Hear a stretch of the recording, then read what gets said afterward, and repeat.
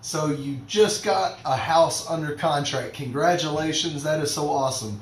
It's just such a pleasure to be able to be such a big part of this chapter in people's lives. I just love it because owning a home is so exciting. There's a lot of emotions involved. There's a lot of family stability. There's a lot of excitement. And there's a lot of stress. You got to move. You got inspections to deal with. You've got to pack. You've got to deal with me and get me all the documents. So I wanted to do a quick video to make this process super smooth. So my team and I, we've literally closed thousands of loans together over the years, and I want to be able to set you up to make sure the process goes super smooth for you. So here are some best practices. I've got a couple notes here. First thing, expect to hear from Larissa next. Larissa is my assistant, and at this point in the process, now that you're under contract, I've got your loan structured. I'm going to hand you off to her, and she's going to go over everything with a fine-tooth comb. Larissa is absolutely the best in the business at what she does, and it's an honor for me to be able to work with her. We have worked together for the past 3 years, and she has literally closed hundreds of loans. She knows exactly what the underwriter is going to ask for. She knows what the processor is going to ask for. She knows what the guidelines for your loan program require.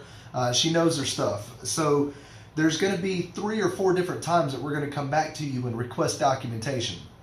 And I know it gets super frustrating throughout the process. Everybody says, but listen, our business is so government regulated, and the government tells us what we have to get, and we have to get the exact same thing for every single client across the board. So just know it's not you specifically. These are governmental guidelines of things that we request, and they're required for everybody. So Larissa's going to review your file. She's going to kick out a needs list to you, a list of all the documents that we need to get from you in order to get your file into processing. And then after that, my processor is also going to review the list, and she's going to order the appraisal, the title, tax transcripts from the IRS, Social Security verifications. She's going to order all kinds of verifications in the background. And as this stuff is coming in, it always poses more questions. So Larissa will reach out to you again with a needs list of the items that my processor needs in order to get your file into underwriting. When it goes into underwriting, we like for them to touch the file one time and not ask us any questions and just sign off on it and move about their way. But there are times when the underwriter does request additional documentation, or they don't like something that was sent in and they'll request more documents from you. So just know that throughout the process, we're going to be constantly coming to you requesting documents. And if you get frustrated, just trust me, we're here for you. You can do this. And we're here to answer any questions we can throughout the process. But the first step to get started, so we're going to prepare all the mortgage loan disclosures is what we call them. It's all the it's 88 pages of documents that the government says we have to get your signature on to begin the process of getting you a mortgage. So before I can do anything further, we're going to prepare the disclosures that have all the terms of the loan and all this legal government mumbo jumbo on it. And I need your signature on that to even begin the process before we can even get started any further. So you should already know by now the terms of the loan, like your interest rate, what your monthly payment's going to be, and your down payment. Those are the 3 most important things. As long as you're comfortable with your monthly payment and your down payment, everything else is going to be super smooth. So that's kind of the big picture. And what's next? So also attached to this email, I'm going to have a list of do's and don'ts. Okay, it's very, very, very important that you read this do's and don'ts checklist. It's compiled from industry standard practices, best practices across the United States that I've compiled in my years of the business, and also from our personal experience. So there's a couple things that are very important that I wanted to review with you right now, just to double iterate and triple iterate that you don't do any of these things. When we send you the disclosure packet, it's going to come from Pam Lewis is her name. She's another person on our team that her job is to send out all the paperwork that we need signed up front. So Pam will send it. There are 2 links on this electronic disclosure packet. One is for you to e-sign everything. The second link is for you to print off.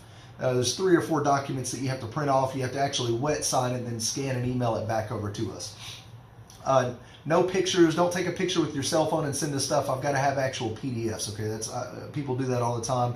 And do not transfer money in between accounts. Okay, if somebody's giving you cash, or if you've got cash sitting under your mattress, do not deposit that into your bank account. It creates a nightmare of paperwork, and 99 times out of 100, it completely frustrates the people who have cash involved. So do not deposit cash. Don't take a gift from anyone. Don't go paying off any debts, because if you pay off debts, I've got to show where that money came from also.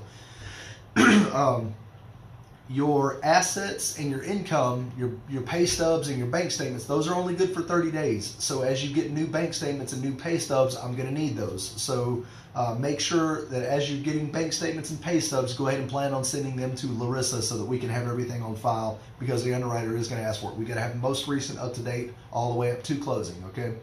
And when providing the documents, be sure to send us all pages, even if the last page is blank, or if you think it's unimportant. Just go ahead and send us all pages. There's a reason for the madness.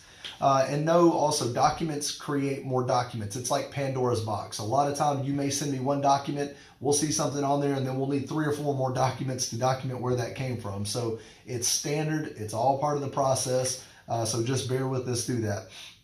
And activity printout. So once you write your earnest money check for your real estate agent for your deposit on the house, I've got to have a copy of that check. And then I also have to have an activity printout from your bank account showing that that money cleared your bank account.